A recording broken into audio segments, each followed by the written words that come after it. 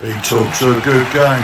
He talks a good game on the outside. He talks a good game. Hello, welcome to Hobby Ed Son. I hope you're all well. So, listen, hey, it's Sunday. Sunday lunchtime. Still buzzing from yesterday. Yesterday's performance, yesterday's win, absolutely fantastic. It's good to be a West Ham fan right now. In terms of a little bit of belief, a little bit of confidence, there's a germ of an idea. There's a green shoot just starting to poke through the soil. We might do it. We just might do it. I was saying yesterday that actually, if you asked me a couple of weeks ago, I would have said absolutely not. But I'm kind of coming round to the idea that this might not be too much of a stretch. If I take the look at the league table right now, let me just show you as well, because it's probably better when I show you all this sort of stuff. Look, we're right, 18th, but we're only 2 points from Forest. But look at above us. Look at above us right here. Forest 22, Leeds 25, Palace 28, with Spurs 28. There's not a great deal of difference. Look at their track record over the last sort of 6-7 games. It hasn't been that great either. So when you take the likes of, us, realistically trying to catch them, then obviously a lot has got to go in our favour. A lot of results have got to go away. Because if those teams above us keep on winning or keep on getting points, no matter what we do, of course, we're never going to catch them, right? But if they keep on dropping points and we keep on gaining points, then all of a sudden, it's game on.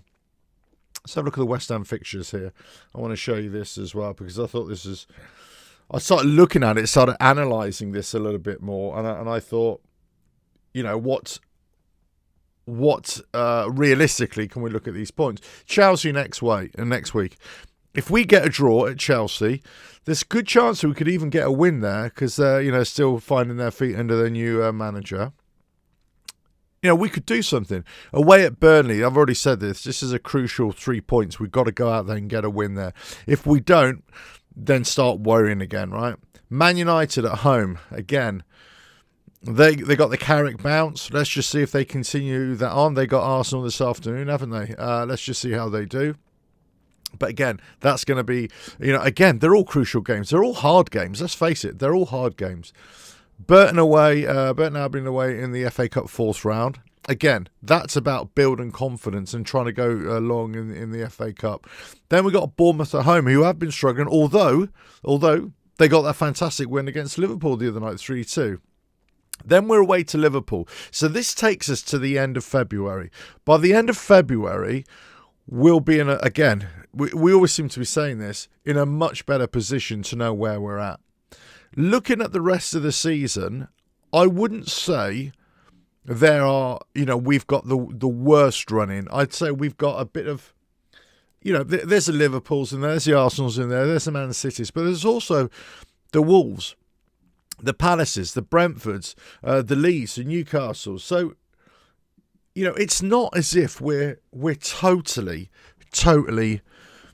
up against it here. There's points to be had. Now, me saying it, you believing it, and then the players going out there and actually doing it, of course, are two different things, right? But there is a little bit of a belief. I was watching some of the background stuff, videos of the club this week, of the team and everything like that, and training. There seems to be a good vibe around the club. There seems to be a good little feeling there. And I'm just wondering how long do they keep it up? How fragile is that confidence amongst the players, amongst Nuno? How fragile is it? Because as soon as they get a knockback, because they are going to get a knockback, we can't expect to go out and realistically, hand on heart, think we're going to win every single game, because we're not. We're actually probably going to lose the majority of these games, right? Or get some draws. The chance of us actually winning every game is, it's going to be a difficult one. It's going to be a real difficult one. But I think there are points to be had. Definitely points to be had. If we're looking at, they're all tough games, aren't they? They're all tough games. And on our day now, it seems as if that on those teams that are not performing well, we've got a good chance. Remember what we were all saying when Liverpool came to us. We could have beaten them. Nuno could have beaten them. They were there for the taking. The worst Liverpool side probably seen in such a long, long time. We could have beaten them. Now, going to Anfield is a totally different thing, of course.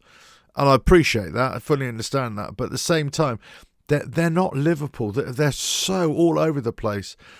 And they're there to be beaten if we can get at them. And this is the same for any team. If we can get at them, Liverpool themselves, they got beat yesterday. Oh, their UFC fighter, Paddy Pimblett, he also got beat last night. Put a great performance in the UFC for lightweight title against Justin Gaethje, but obviously he got beat in the end. But it's not a good time for Liverpool right now. So they're getting beat yesterday. It wasn't brilliant for them. Fixtures today. Brentford, 2 o'clock kickoff against Forest. We're looking at that, aren't we? We're looking at that. Let me just put that up for you. We're looking at that to, Brentford to win. We need Brentford to win so Forest don't pull away from us. Even if Forest got a point, that's bad because we need them to lose. Palace, we need Chelsea to beat them. Okay, we need them to be in touching distance. Newcastle, again, really, realistically, whilst they're quite a way above us, we could afford for there to be we could afford there to be a draw there. It doesn't really matter to us. And then Arsenal, Man United. Well, again, if we're going to be playing Man United in the next couple of weeks, we want them to be on a low ebb. So we want them to be stuffed, right? We need them to be stuffed. Forget about Arsenal. Forget about what they're doing. We need to have everything in our favour. I mean, let us know your thoughts. Let us know what you think. I just think there's room to be had here. There is. What's the word I'm looking for? There is a little bit of there's a little bit of hope. There's a little bit that the fog is clearing and you can just start to see the silhouettes of buildings and of people, of trophies, of fans cheering and all that kind of stuff. It's just emerging out of the fog of war, as it were, or the Premier League war, as it were. So. Am I fully convinced? No, absolutely not. You come off 3 decent wins. QPR was a hard-fought win. I just didn't think we played well, but we got the win. That's all that matters. We made hard work of that.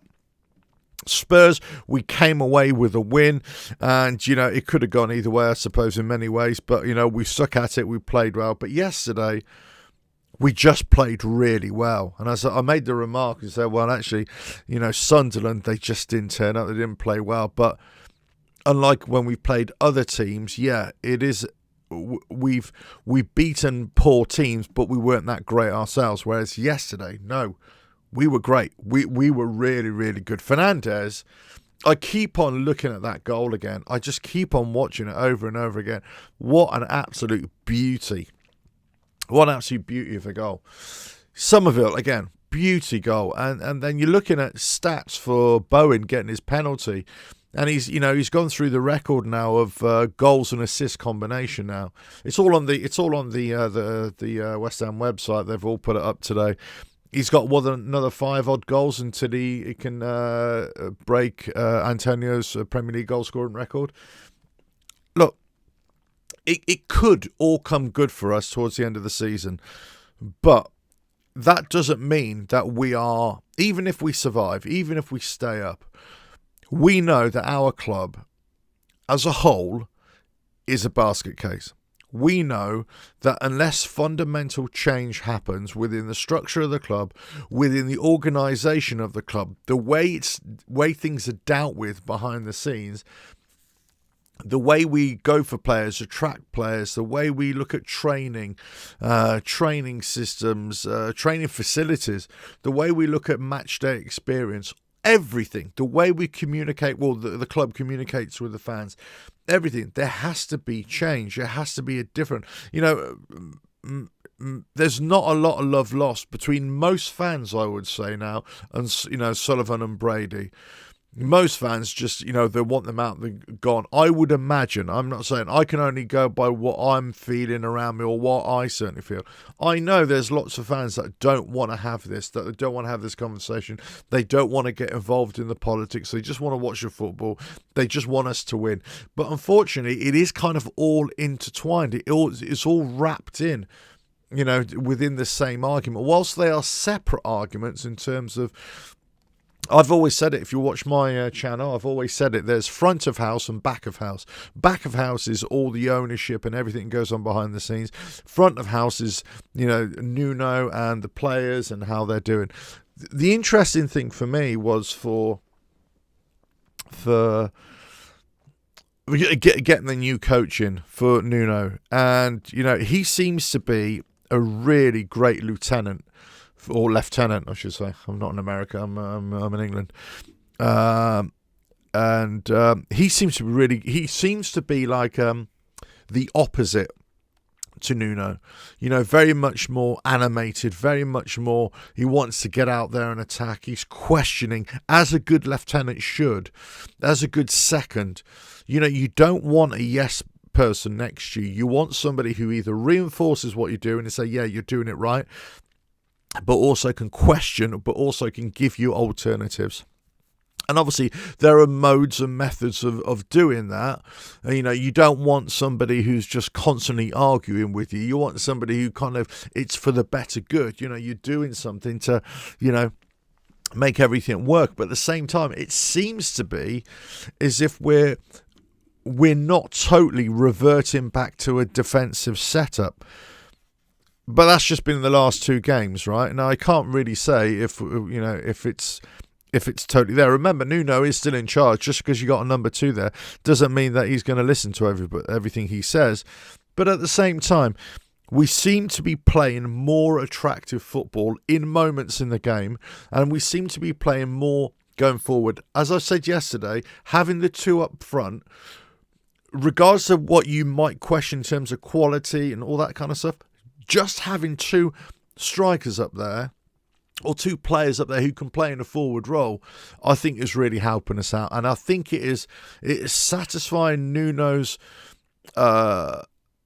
reasoning, rationale for sort of defensive setup, or at least retaining the ball and not losing the ball, which they can do. And I explained yesterday that even with a presence up there, even if they lose the ball, then because we can squeeze up with midfield and our defence into that area to a certain degree, there's a good chance that we can regain possession. But they're also working hard. They're hard-working duo there. So I think I think that satisfies the defensive makeup, but it also satisfies us as fans, but also maybe the assistant coach there, who say, no, we've got to play on the front foot a little bit. We've got to take it. So I don't think we're there quite yet in terms of getting us to see more attacking, forward-thinking football totally throughout the 90 minutes, but I think there are certainly periods of the game where we're definitely seeing it. The problem is, as we know, are we going to be able to do it against all the other teams? Are we going to be able to do it week in, week out? Against Chelsea next week, what kind of setup are we going to see? Is he going to play 2 up front? I would love him to keep on. I'd love him to just play 4-4-2. I've got to, I make no bones about it. If you want to play a 3-5-2, I got no problem with that either. But having 2 up front, I think, makes the world of difference. I really do. Maxter, hello. Let me just put that up there for you. Hi, Ad. We won that at Alicante yesterday, in my opinion. And to see the players communicate and organising was a great change. There's hope. Yeah, I think there is hope. I think it was easy for us. I think you're right. I think it was certainly first half. Second half, they came at us a lot more. There's a lot more energy, and I was concerned that maybe, just maybe, we might falter a little bit, or the energy that they were showing, because they were coming at us a lot more, whether we would just get pushed back, be pushed back and hemmed in more and more and more. But that didn't happen. We kind of held them off, more in, just before the final third, and they were kind of struggling to get through. Whilst, granted, they got through a couple of times as well, and obviously got their goal. But, the first half was definitely miles better than the second half. But again, this comes down to tactics. It comes down to how we're playing. I think, you got to say, against a better team, that playing that kind of way, a good first half and a weaker second half, may come back to bite us in the arse. It really might, So, Michael UK, I need to put my glasses on. Michael UK 1963. Hi Ed, fantastic game yesterday, certainly was. Somerville just gets better. He's gone on this run, hasn't he? Look, if you've watched my channel, and I don't expect you to, if you're new here, fantastic, and welcome. But I've always said, and I've said this repeatedly about other players that we've had, the likes of Ben Rama, I was always very critical of, in that he shows a lot in certain games, but in terms of Somerville, he shows a lot, but up until very recently, there's been no end product. He's been getting closer and closer, but there has been no end product. There hasn't been a final pass. There hasn't been a final cross into the ball. There hasn't been a final shot on goal or on target. The last few weeks, since that goal was disallowed against, who was it? Who was it? Forest? Who was it? Palace? Help me out. Whoever it was, right? Then we've all collectively seen that Somerville's not only got better, and he's continued in the way he's always played in terms of going at players and trying to take them on and everything, but also the quality of end product is better. Now, whilst we love to see a player take on another player, right, and beat him, he should never forget that a pass can outrun running with the ball, dribbling past a player, right? And I was seeing this yesterday, and I was definitely seeing it, and maybe you saw it, certainly in the first half. There was opportunities in the first half, and maybe a little bit in the second half, but not as much, because he didn't have as much as a ball, actually, in the second half, that he could have crossed the ball, or he could have made a first-time pass, and he kind of hesitated and tried to get past the player. So, look, it was great. Don't get me wrong. I'm trying to be. What's the word? Not critical. Analytical. Just to see an improvement in certain aspects of his game. But absolutely, yes, 100%, brilliant. He was brilliant yesterday. He was brilliant. Good afternoon. Hello, Freshfielder. Hello, power to the people, and all that. All digits cross for a defeat. Yeah, I mean, it's 2 o'clock kickoff. It's actually must have just started, right? Hold on. Yeah, 2 minutes gone. Still 0-0. Still 0-0. Brentford, come on, Brentford. I don't know if I should be saying that really, but I am. Right? I am. What are you going to do? What are you going to do? I am. I'm saying it. We need Brentford to win. How's Football TV? Hello. Good afternoon.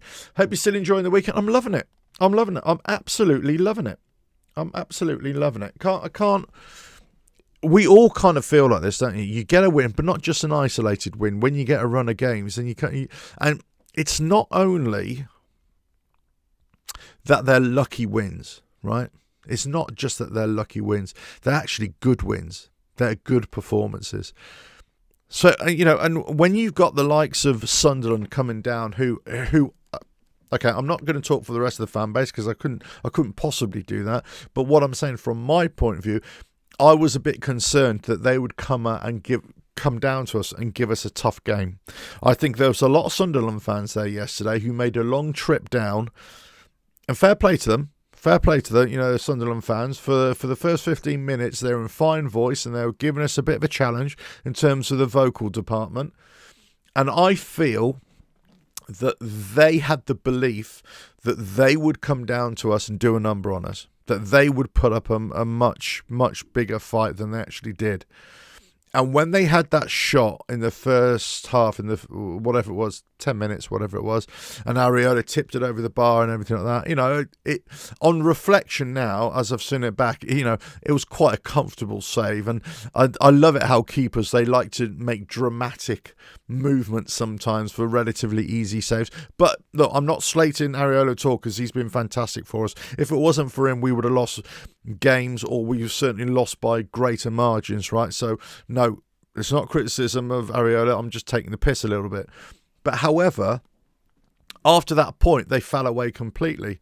So I think Sunderland fans, and maybe if you're a Sunderland fan, you're watching, maybe you can verify this, but I've got a feeling that you've come down here to London Stadium with a real belief that we can beat West Ham quite convincingly, and you've come down and you're actually really disappointed in the way your team played. I feel it.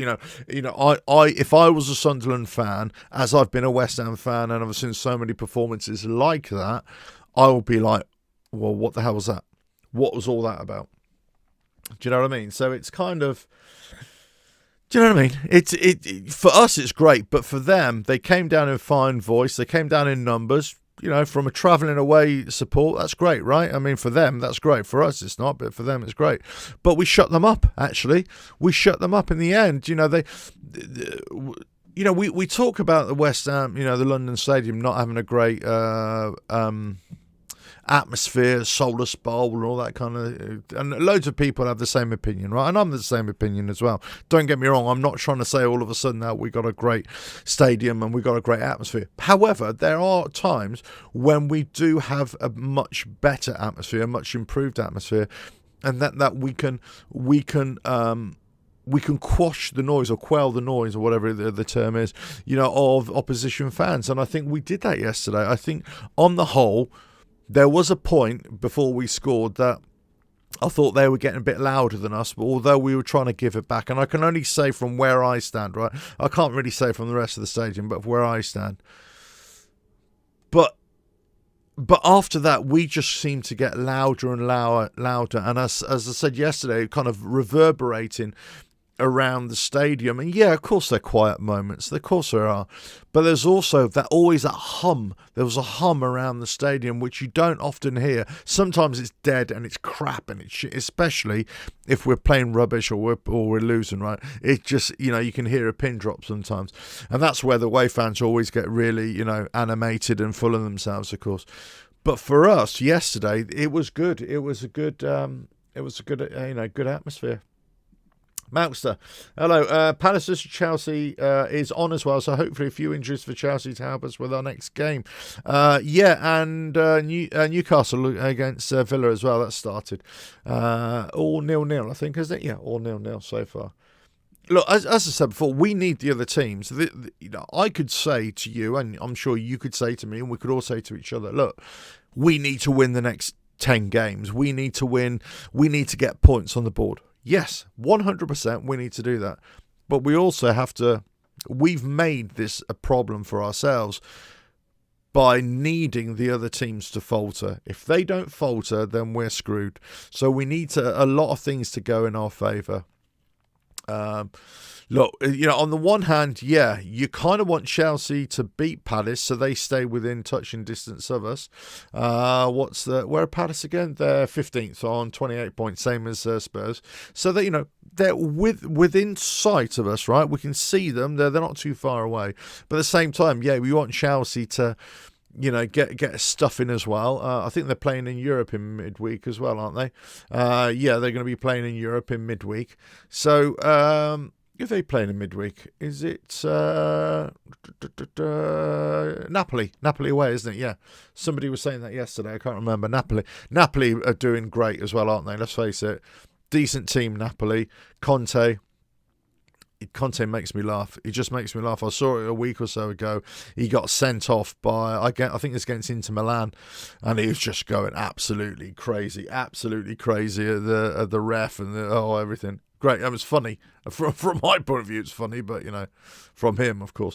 But for Chelsea, that's going to be a tough game against Napoli, no doubt, especially in their stadium with all those fans as well. Hostile atmosphere.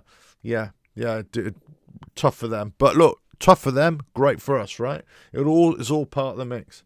I don't know. I mean, if we're looking back at yesterday's game, who really stood out for you? Because, obviously, we're going to be looking at the likes of Fernandes. But who else? Who else is there? I just wonder as well. This is our kind of starting 11. I did mention yesterday, of course, James Ward-Prowse was on the bench as well, which was a shock to me. I picked this up I heard about him probably an hour before the game, maybe a little bit more. One of the lads in the chat room shared image of him on the bus, and I thought, oh hello, what's he doing there? What are you doing there? It's almost like the imposter. What are you doing there, son? Especially he's never had a sniff with Nuno. But again, Guido Rodriguez being sold to Valencia. All of a sudden, you can see that there's problems and there's depth issues there. We know that. As West Ham fans, there's massive depth problems. But if you take the team yesterday, then you start, apart from a few positions, then you kind of think, well, where's our depth? Well, okay, let's say Wan-Bissaka. If we lost Wan-Bissaka, or in terms of, I'm just talking, if you lose any of these players in terms of injury or poor performance, then Wan-Bissaka, Kyle Walker-Peters, yeah. Take your pick, which you think is better. I think Wan-Bissaka is probably better, certainly going forward. Kyle Walker-Peters, I think, is solid there at times. And I think defensively, we've got a problem. Central defence, we've got a problem. Because if those two, Mavropanos and Todibo get injured, then we've got a problem. Because obviously nobody's really buying the whole Kilman as an able replacement, are we? So yeah, I know we've got a couple of others, but we need another defender in there. And that's where I think the priority goes. Left wing, obviously, left back, we've got Scholes, great, doing well, and Juve as well in there. So all right, centrally midfield, Fernandes, Potts, Magassa, Souček. I'm pretty happy with that. Whilst James Ward-Prowse, could be on the bench, I don't think there's a necessity to bring him on. I don't think that we're that lacking in depth there. So I think, I'm all right with that. Right wing, Bowen. Then you're kind of twiddling your fingers. Well, if he goes, who else are we going to put there? Okay, you take Somerville off the left, put him on the right. But then, you're still missing somebody on the left. So I know you got this the young lad that just Le Madrid had just taken up, but he's not a first team player. How many times have we seen it in the years gone by where West Ham, and it's not just West Ham, all teams do it, right? They buy a player from abroad or whatever, left winger, central midfielder, defender, whatever, and they come in. They do a big kind of a reveal. Oh yeah, fantastic player and everything, and they just disappear in the under-21s. You never see them again, and you kind of think, well, what's the point in getting these players if you're just going to reinforce an under-21? Why have them in an under-21 anyway? Why are we buying unless you're getting them as a young kid, then bringing them over? That's different into the academy and seeing how they go. But buying players for 2 or 3 million or whatever it is, whatever the price is that you're buying them for, and then they never even feature in the under-21s after a year, but they never get a sniff at the full, at the senior team. Never even make it onto the match day squad, and you kind of think, what? It's a complete waste of time, isn't it? It's a complete waste of time. But look, they got him. But that's not much of a able replacement for Somerville. So then you're looking at this Traore deal, if this comes off, whatever. So then, if you look up front, well, obviously we've got the two up there now, Pablo and Tata, but you got Wilson there, right? If nothing happens with Wilson, he decides to stay for the end of the season. When we get to the end of the season, regardless of where we get relegated, whether we stay up, we know that there's going to be a lot of change. We know that a lot of players are going to go. We know a lot of, we're going to get more players in, right? This stands to reason. So we definitely need reinforcement then. Paqueta, is he going to go? Who knows what's going to happen in this window? But we can definitely say that at the end of the season, if he stays, he's going at the end of the season. How much is he going to feature in the coming games? Well, I suppose that would be determined whether how well we're doing as a team in terms of performances, and also any injuries that we get in key positions where Paqueta can fill in. That's going to be the issue. I personally feel that he shouldn't be anywhere around West Ham anymore, because if you're not, your heart's not in it, your desire's not in it, especially in the fight that we're in. You know, it's not good, right? It's not good. So I think you know, if there was ever a position that we need reinforcement, depth in, it's definitely defence, and we can all see that. It's not rocket science to know defenders. We need reinforcements there. And if I was saying anything right now, right wing, Bowen, we probably need something there. But as I say that, I do feel in an emergency, Wan-Bissaka, you could put him up there. Kyle Walker-Peters can fill in behind. I do believe you could put Juve on the left-hand side, and you could put Scholes in behind as well. It's not like for like, don't get me wrong, but there is a bit of mobility there to be able just to work the flanks, just to work and get some crosses in and stuff like that. So I don't think all is lost, but I think, you know, I've got to be looking at defensively now. You know, we've got to be better in defence, because two or three great performances from, you know, Mavropanos and Todibo in the defence, it does not a season make, right? We've still got a long way to go, you know, a long way to go. Right, here we go. Let's have a look at this. What are you saying? What you said? I can't see this. Yesterday's game at Sunderland was season low percentage of duels won, according to Match of the Day. Points to them missing Xhaka. Yeah, they had a big miss there yesterday. But look, there's lots of reasons why they weren't playing well, right? But it's to our advantage. Yeah, I've just seen this here. Under 21s played last night. Irving and Guido gone. Yeah, Irving went to, remind me where he went. Didn't he go to, it wasn't Turkey, was it? Who's Irving gone to? Remind me. Guido gone. James was effectively making the numbers on the bench. Yeah, I think he was. I don't think there's an actual requirement for James Ward-Prowse. And I was considering Potts, Magassa, so on and so forth, right? But there we go. Yeah, Forest 1 up. Let's have a look there. Let's just have a quick look. Igor Jesus. Of course, defensively, we still got Igor as well, who hasn't really featured since a couple of times he came on. So we'll have to see what happens there in terms of the fullness of time. 1-0. Igor. Sorry, what was that on 12 minutes? Yeah. Still 0-0, Chelsea, Palace, and Villa, Newcastle United. And check out Akpata Zuculos on Friday night. It was our goal of the season for a matter of hours until Fernandes unleashed his. I just love that, bloody. I just love that. Yes. Valencia, yes, for what's his name, Guido, but Slavia Prague, that was it. Slavia Prague. I knew there was a reason. You know, are we saying that Slavia Prague is almost like a sister club to us now because of ownership connections? I don't know. There definitely seems to be, obviously the signings that we've made, and you know, there seems to be something like that, doesn't it? But we'll see. We'll see what the future holds. I mean, Irving, I wish him well. I definitely wish him well going in there. I wish any of the players great, luck wherever they've gone. Is it Slavia Prague or Sparta Prague? Who is it? Am I getting confused now myself? They are two separate teams, right? Sparta Prague. Who is it that we're connected? It's Sparta Prague, isn't it? No, Slavia Prague.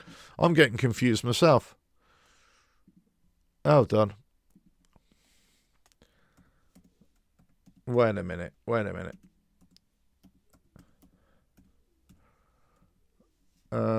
Slavia Prague. Let's just say owners. I know you already know the answers to this. I'm just trying to do this for my own benefit. It's owned by Czech. No, it's so Sparta Prague is ours. There we go. Yeah, Sparta Prague. There we go.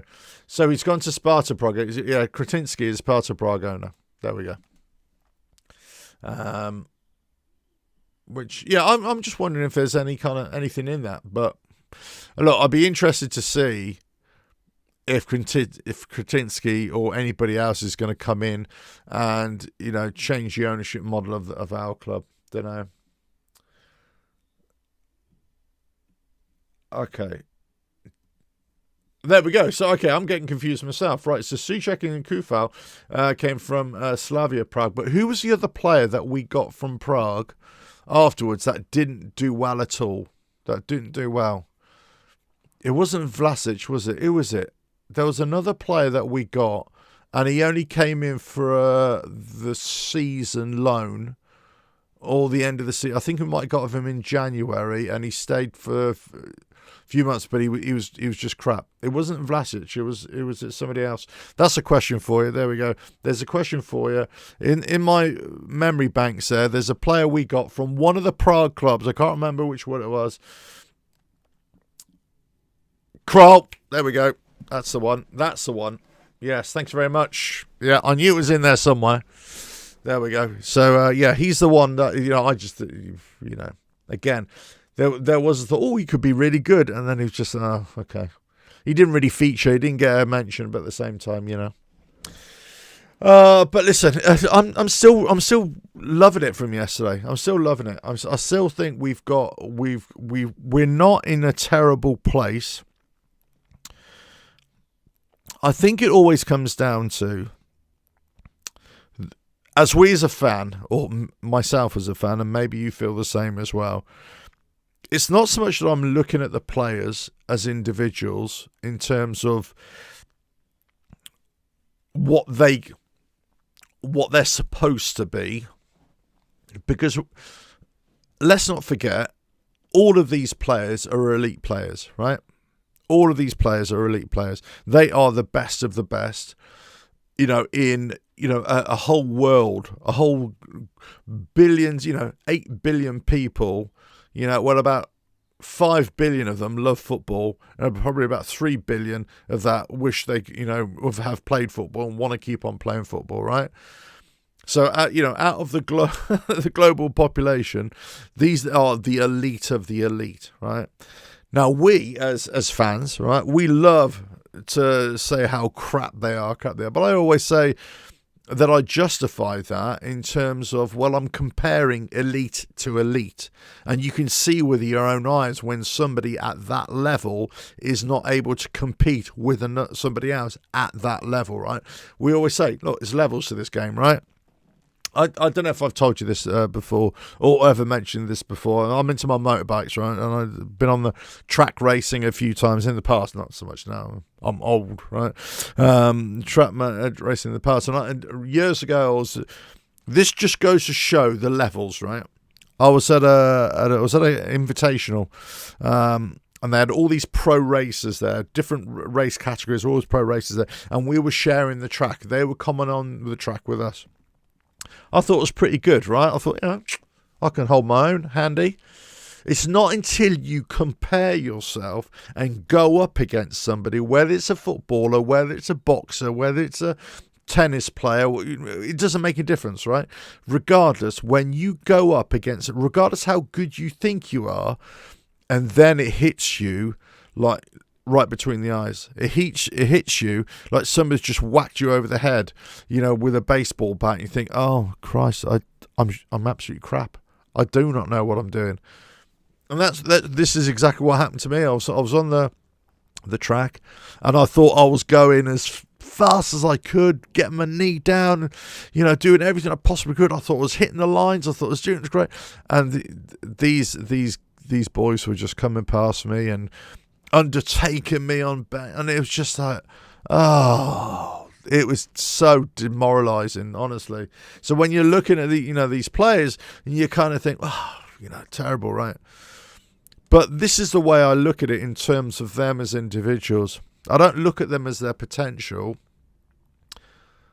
what they should be, because we know on paper, we've always said this on paper, these players should be better than they actually are. As a team, collectively, they should be better. So the problem is one of motivation and one of coaching, training, tactics, right? And how they're set up to play and what messages they're being fed in by successive managers. Moyes, Lopetegui, Potter, even Pellegrini before, and even Bilic, you could say, some successive managers who have started to fail or have failed completely. What messages are they giving to these players? Regardless of which players we've got, regardless of which players have decided to leave or what we've got in, what messages are they getting and what are they doing with it? And then regardless of what their potential is, what's happening to that potential, what's happening to their performance level, and are they delivering? So the problem is all this season, and last season as well, they weren't delivering, they weren't performing individually, collectively. Coaching wasn't great, or it didn't seem to be. In-game tactics, pre-game tactics just seemed to be woeful. In-game tactics and management has been piss poor as well, for the most part. So that's when you start looking at these players where you should be a lot better, but regardless of what potentially they should be is irrelevant, because actually it's what's happening in the here and now that matters. What is happening to these players? So to Nuno's credit, what he's done is that he's enabled Potts, Magassa, Fernandes to come in, especially, and prove themselves and show their worth, right? We've seen Somerville under Nuno get better. We've seen Bowen, for the most part, regress a little bit. We've seen Mavropanos and Todibo get better. So we've seen Skiles come on after his injuries, come on. We've seen Wan-Bissaka, Kyle Walker-Peters kind of maintain their level. We've seen Areola all of a sudden get better and better and better under Nuno. So whilst I've been hypercritical of Nuno, we can't ignore the fact that a lot of these players that we've got have started to improve their performances, probably either as a direct result of Nuno or they've just done it collectively, amongst themselves. Then you start adding those fine ingredients, those odd players here and then all of a sudden you start to see, well, our performances getting better. Performances lead to confidence leads to greater performances, so on and so forth. So it'd be interesting. It'd be interesting to see how we do. And I mention this because I want to go back to Paquetá a little bit. And all those other players that we've had that are those luxury players. We look at those luxury players and think, well, when times are good, right? It's like somebody, who's the life and soul of the party, right? Oh yeah, he's so funny. But sometimes you don't need the life and soul of the party. What you need is somebody who's going to be knuckling down and gets serious and gets the job done, right? So this is what we need. We need players who are going to get the job done. So the likes of Paquetá, if you don't perform on a regular basis for every game, like Fernandes is doing, right? Like Souček can come in and do a job, and he's proven himself to come in and do a job. And that's what you can expect from the likes of Souček, who would just try and do, simple things, right? And it seems to me that since he's been put back in the side, that they focus on him just doing simple things, as opposed to trying to do too much that is beyond his skill set, if you like, beyond his main attributes. Just stick to what they say, keep in your lane, know where you're at. And I think that's where we've seen it with Souček. And, Bowen, to his credit, has got a little bit better in the last couple of games. Look, yesterday, I thought he was fantastic. I thought he was doing great stuff, and probably not as highlight as, obviously, Fernandes and Somerville, but still, not far behind, great. And, obviously, he's still getting there, stepping up, great penalty, great cross.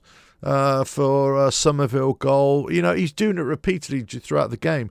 Trying to run the channels, trying to go down the flanks, take on players, link up with Wan-Bissaka, Souček. There's lots of good things that you can say, well, yeah, he's actually playing really well. So, it's...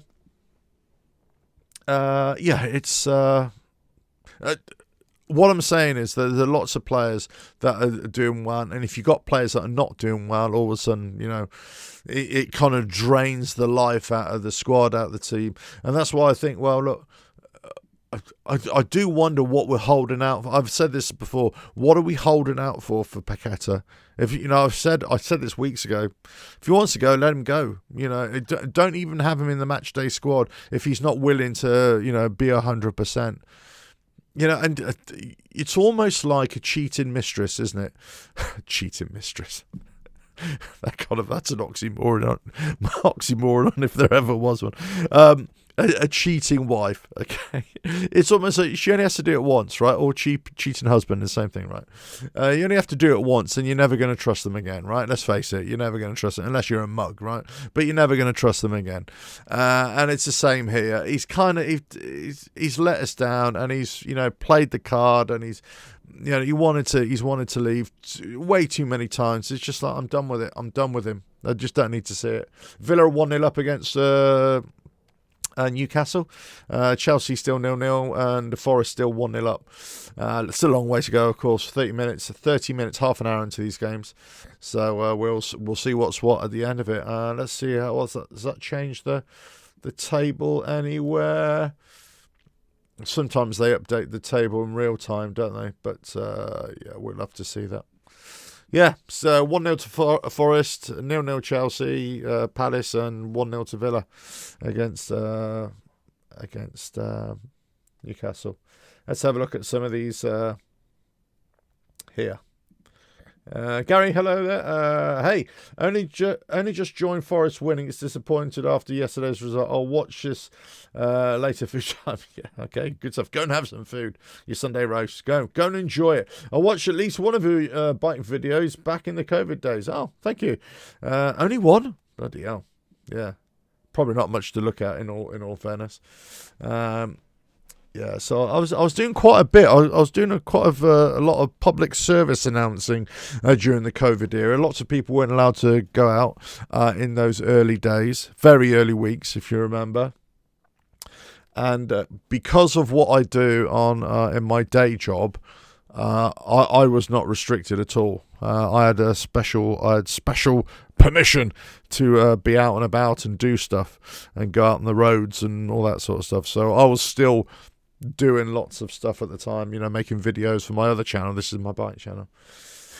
So that's it, and doing lots of this kind of stuff, talking about stuff and stuff that I'd seen and everything like that. But there we go.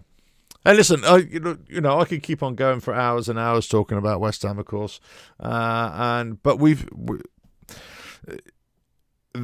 there is a little bit of hope there, and I hope we can all agree there. There's a little bit of hope. We can see it. We can see it. We see it in the air.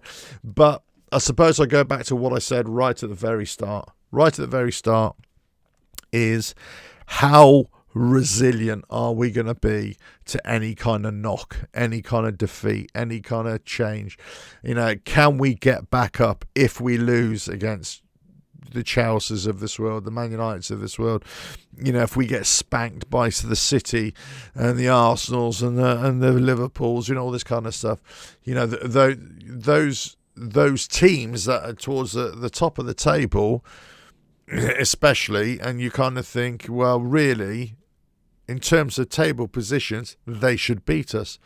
But we know it's not as clear cut. Certainly last season it wasn't. It's not as clear cut this season in terms of, top and bottom divide, and anybody can beat anybody, and that's hopefully what we're gonna hope for this That's not very good English, is it? And that's hopefully what we've got to be aiming for. And now we've got to be able to take it to any other team, regardless of who they are, and give them a damn good game. And if it means getting the draws out of those hard games and, getting the wins out of the other games, then fine. My problem with that strategy is this.